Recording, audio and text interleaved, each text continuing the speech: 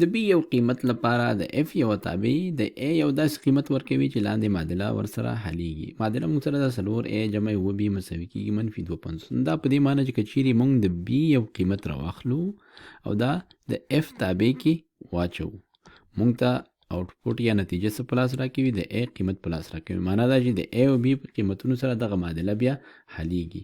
دلته موږ ته وایي چې تاسو د اف د بي تابع لپاره یو فرمول د بي له مخې ولیکئ. نو دې معنا ده چې که چیرې موږ ته د بي یو قیمت راکړل شي، د هغې څخه موږ ته د ا کوم قیمت په لاس راځي، یا په بل عبارت موږ وایو چې دغه معادله د ا لپاره حلو، او یا دا چې موږ دغه معادله څنګه لیکو؟ د ا تابع ا د بي د تابع په شکل لیکو. نو راځو دلته موږ لیکو چې 4 ا جمع و بي مساوي کیږي له -250 سره. نو که چیرې موږ دغه معادله د څه لپاره حلو؟ د ا لپاره حلو، نو دا د بي قیمتونه به ټول ښي لاس ته وړي. بیا به بي کې موږ هر یو قیمت چې پکې اچو هغه به موږ دې کې وضع کوو، او موږ ته به د ا قیمت د هغې له مخې په لاس راځي. نو راځو دلته لیکو چې دلته به یوازې 4 ا پرېږدو، نو دا دواړو خواونه به و بي منفي کو، و بي او دې خوا نه هم منفي و بي، ځکه چې دواړو خواو سره باید عیني عملیه تکرار شي. دا به و بي سره ختم شي، 4 ا به پاتې شي، 4 ا دا مساوي کیږي -250 منفي و بي سره.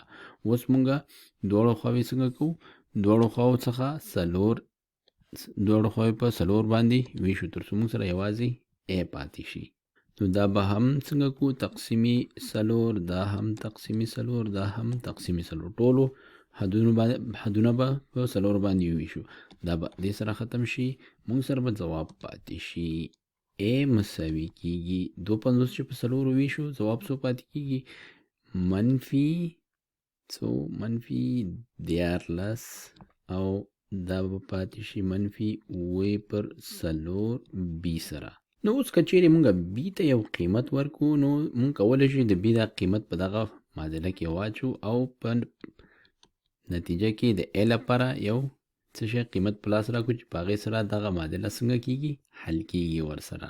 نو مونږ که چیرې د اف د بي تابع لپاره یو فرمول د بي له مخې لیکو، نو داسې به لیکو چې اف د بي تابع دا مساوي کیږي د تابع نتیجه به څه وي؟ کوم چې د اف د ا تابع ده دا مساوي کیږي -14 منفي و/4 بي سره، ځکه چې زموږ د دې تابع کوم نتیجه یا آوټپوټ چې دی هغه څه شی دی؟